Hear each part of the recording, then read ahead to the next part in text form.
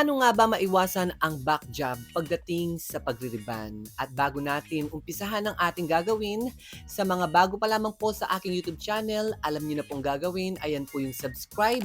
I-click niyo lamang po at patugtugin niyo po ang ring the bell.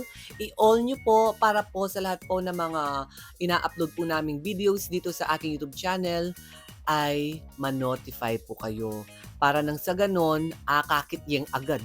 So, ayan po yung buhok ng ating client, makapal-kapal at natural po ang pagkakulot po niya. At ang kagandahan po dito ay hindi na po niya talaga pinagalaw. Nane po pepakule, pepariban, talagang tiwangwang na niyan po. So, bago po tayo mag-start, ginupitan ko muna po ang kanyang buhok, bang niya dadagulin kanyang bill. Ale, bakanta mas matipid pa ken panulo. So, pinashampoo na po natin ng clarifying shampoo para po mag-open po yung pores ng buhok at talagang sipsipani nga ning ega-naga ng panulo na nitang number 1 na pagribanta mo. Any kind of product naman po ng pangriban, when it comes sa mga teknik-teknik po natin at maayos po yung pagkakagawa, maganda po ang kalalabasan ng resulta ng buhok ng ating mga client. So, ang ginagawa po namin ngayon is nilalagay na po namin yung number 1 na pang-reband. Ang gamit ko pong product sa kanya is Resistant Extenso L'Oreal product. At puro-puro ko po siyang nilagay dahil po virgin po ang buhok po niya. So, lagi po natin pakakatandaan mga madamdamin when it comes sa pag-reband ng number 1 product, wag po natin isagad sa anit para hindi po magkaroon ng skin reaction yung ating mga client. Dahil kapag po nasagad sa anit po ito, madam, mainit po yan. So, it means ma-irritate po yung balat-balatan ng ating client at magkakaroon po ng skin reaction. Manggatalya. At speaking of manggatal, ay ning anak rugo, manggatal ni rugo yung mata na uling mainggit ya po kang mama na. Bisaya naman rugo pakesyo katal imbwakbakan na. Kaya naman po hiners pami ya po ing kayang buwakbakan bakan tarugo ni rugo mangaga, mangale-ngale ni rugo luha. So ayan, binabad muna po natin yung kanyang buhok-buhukan ng 30 minutes at bisibisihan na po ang Team Reginians dito, kanya-kanya na po ng toka. At eto na nga, oy ne, bang enero gumipaldan nga na kay Ninuko, ay ta, inner shine mask na po namin ng kanyang buhok dahil natural po yung kanyang kulot, migmana ya po kang mama na. Oy tatiwangwang miya paruguin kayang buwakbakan 30 minuto. Bakan tarugutok ng yarugu gagaga. So after 30 minutes, tumunog na po yung timer ni Madam Damin at sinuklayan na po namin siya, kinalat na po namin yung gamot, yung part na hindi nalagyan, lalagyan po natin. At syempre, sa tulong po ng tubig-tubigan para masuklayan po natin maayos yung kanyang buhok. So totality po, ang pagbabad po sa kanyang gamot sa number 1, halos magdadalawang oras na po. Dahil hindi naman po masisira ang buhok niya dahil nga po todo bantay po ako at lagi po akong nag-strand test. So, kailangan po kapag nagre-reband, lagi po natin binabantayan yung gamot ng number 1 para iwas damage at iwas sunog po. At diretso na po tayo sa pagpaplansya using U-Lady Hair Iron. Ito po yung pangmalakasan namin ginagamit dito sa Team Reginians. Dapat po pulido po yung pagpaplansya dyan para iwas back jab po. So, fast forward na po natin, after po natin pinlansya, diretso naman po tayo sa neutralizer, and after neutralizer, 30 minutes po natin ibabad, banlawin po natin, and after natin binanlawan, ayan po ang sikreto po namin dito. Para po iwas back jab, magsisistin straightening po tayo, ibabad po natin ito ng 45 minutes. Tapos banlawan po natin and then lagyan na po natin ng Brazilian keratin. And the moment of truth, binabad po natin ng 15 minutes si Brazilian keratin ng 4-in-1 treatment at super blow dry lamang po. At dito po makikita na po natin kung meron po pa siyang back jab. So, napapansin ko po sa buhok po ng aming client, diretsyo na po siya. Pero sa bandang likuran, gumigewang-gewang pa yan. Pero para maiwasan po yung back jab, pakaplansyahin na po natin dahil meron pong gamot yan ng system straightening at Brazilian para after 3 days, winash po natin yung buhok niya ay bagsak at diretsyo na po. So, ayan na po ang buhok ng ating client. Kung mapapansin nyo po, ayan. Meron pa rin po siyang gumegewang-gewang. Diba? Makikita naman po natin talagang gumegewang-gewang pa rin po siya. So, para maiwasan po natin yung pagka-back jab, mga madamdamin, dahil na system straightening po siya, kung mapapansin niyo po, ayan na po yung pagkatuyo ng buhok niya. Sa part ng likuran po ay meron pa rin po siyang parang wavy-wavy. So, siyempre sa tulong po ng plancha, mga madamdamin, maiiwasan po natin yung pagka-back job po niya. Lagi po natin tatandaan. So, ang cysteine straightening po ay number 1 po na naiiwasan po yung back job.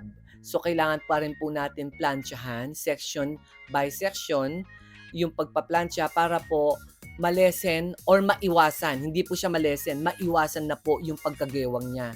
So, after 3 days, syempre, pinagbalikan po natin yung ating client para dito po natin i-wash at makikita ko po yung final result po niya kung ano po yung itsura niya. So, eto na po yung natapos nung naplansyahan na po. So, after 3 days, syempre, kukumustahin po natin si client at pagbabalikan po natin siya dito para po mawash po natin yung kanyang buhok-buhukan. So, ayan na po, gumagalaw. Kumpara naman po kanina, malaki na pong improvement ang nangyari sa buhok ng ating client. At ang kagandahan pa dito, para pong peppermint po ang kanyang mga white hair. So, ayan, fast forward na po tayo after 3 days. Actually, 4 days na po yung nakalipas. Ayan na po yung buhok niya. Laro-laro na pong latik. So, pinashampoo ko na po yung buhok niya. Plus, nag-hair shine mask po tayo para po malambot pa rin po yung kanyang buhok. So, kailangan po, lagi po natin ina-advise at ine-educate din po yung mga client natin na dapat meron din po silang personal use na pang-treatment kahit pang hairs pa lamang po. Hair shine mask, hair mask, na pang-treatment na binababad po once a week. Shampoo and then ibabad po ng 30 minutes para mas lalong matibay at lalong tumagal po yung pagkariban po niya. At syempre, kung kulot na kulot po yung buhok ninyo, kagaya po ng client po namin ngayon, dapat po once a year or twice a year, pwede na po kayo magpa-retouch ng ribbon. At paalala lang po, dapat po monthly, pinapa-Brazilian nyo po para po maiwasan po natin yung dryness ng buhok. Lalo na kung nagpapakulay po kayo tapos reband, so expect na natin po kapag nakulayan po ang buhok, ay lapitan po yan ng split ends at dryness kung hindi nyo po pinapa-monthly Brazilian. And makikita naman po natin, ayan po, pag lamang po, ay wala na po yung bukong-bukong.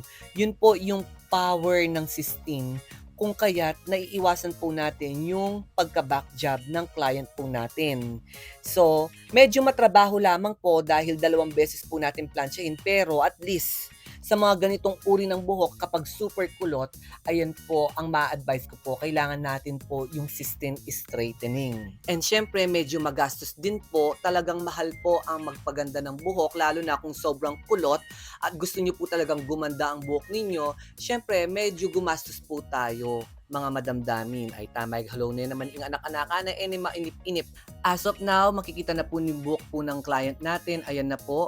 Kung mapapansin niyo po, talagang nawala na po yung pagka-wavy part po niya. Sa tulong po yan ng pagpaplansya dahil dun sa gamot ng cysteine straightening at syempre yung 4-in-1 treatment na gamit po namin dito yung pang Brazilian keratin po namin. At take note, yung pang Brazilian po namin dito ay hindi po siya mahapdi sa mata at hindi rin po siya masangsang na amoy. Kaya super safe na safe po ito. Lalong-lalo na po sa mga kapwa hairdresser ko po kasi tayo po ay kailangan po natin panatilihin na malusog yung ating pangangatawan para nang sa ganun po ay marami pa po tayong mapagandang buhok ng client po natin. So, ayan po. As of now, mga madamdamin, ayan, super bagsak na po ang kinalabasan ng kanyang buhok-buhukan compare naman po sa before niya. Ayan, ipapakita po natin yung before ng buhok ng ating client. O yan. 'Di ba? Super laking tuwa at super laking improvement na po na nangyari at naganap sa buhok ng ating client. Kaya naman po, naiwasan po natin yung pagka-back job dahil sa tulong ng mga products na gamit po natin and syempre sa tulong din po ng Team Reginians. Talagang tulong-tulong po kami dyan para po mapaganda po ang buhok ng ating client. And sa mga madamdamin po natin gustong magpa-appointment, PM lamang po kayo sa FB page at paki-follow na rin po para isi-send po namin yung mga services and price list po namin doon. And maraming salamat po sa mga dumadayo at sumusuporta po sa aking YouTube channel. And thank you so much. Naway sana nakatulong po ang bidyong ito. God bless everybody!